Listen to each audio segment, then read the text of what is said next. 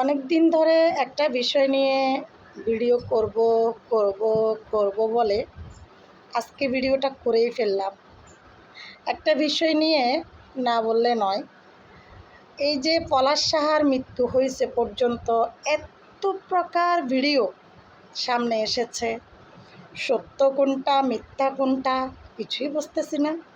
তাদেরকে নিয়ে অনেক কন্টেন্ট ক্রিয়েটর কন্টেন্ট তৈরি করেছেন, পাবলিসিটি করেছেন এবং এটাকে যত পরিমাণ ভাইরাল করা যায় তত পরিমাণ ভাইরাল করেছেন। হয়তো কিছুক্ষণ মায়ের গায়ে কালি লাগিয়ে দিয়েছেন, আর কিছুক্ষণ বউকে ভালো বলেছেন।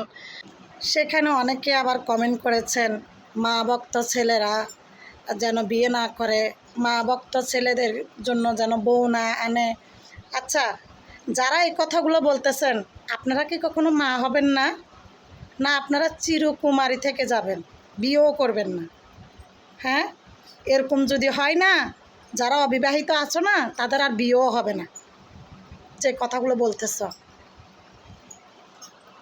এইভাবে, তো আপনারা যেরকম ভিডিওগুলোর ক্লিপ অনলাইন থেকে দেখছেন, সরাসরি কেউ দেখেন নাই তাদের আত্মীয় স্বজন ছাড়া।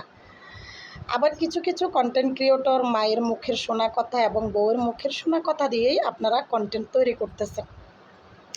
তবে এই যে ছোট ছোট ভিডিও ক্লিপগুলো আপনারা যেগুলো আমাদের মাঝে শেয়ার করেছেন, বিভিন্ন কন্টেন্ট ক্রিয়েটর সাংবাদিকরা, তাদের এই ক্লিপ থেকে যতটুকু বুঝলাম,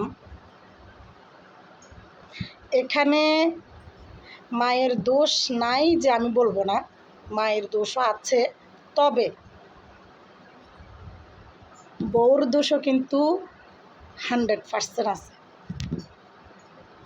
মা যে কথাটা বলছে, বউয়ের সারা দিন রাত মোবাইল টিফাটিফি করতো, কোনো কুটাকাটি করতো না, এটা সত্য, এটা আমি মানি।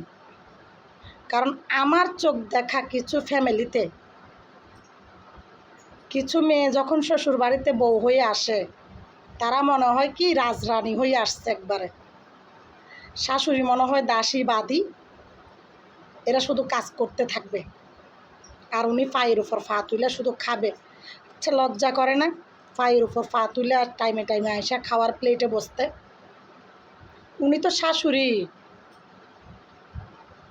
তোমার মা হইলেও তো তোমারে বলবে, এই ওইখান থেকে ফিরাটা আনি দে, গ্লাসটা আনিতে, থালাটা ধুয়ে ফেল, হ্যাঁ টেবিলে খাবার দে, এই খেতে আয়, এরকম বলবে তো? বলবে না? মাও বলবে সন্তানকে। কিন্তু সেই জায়গায়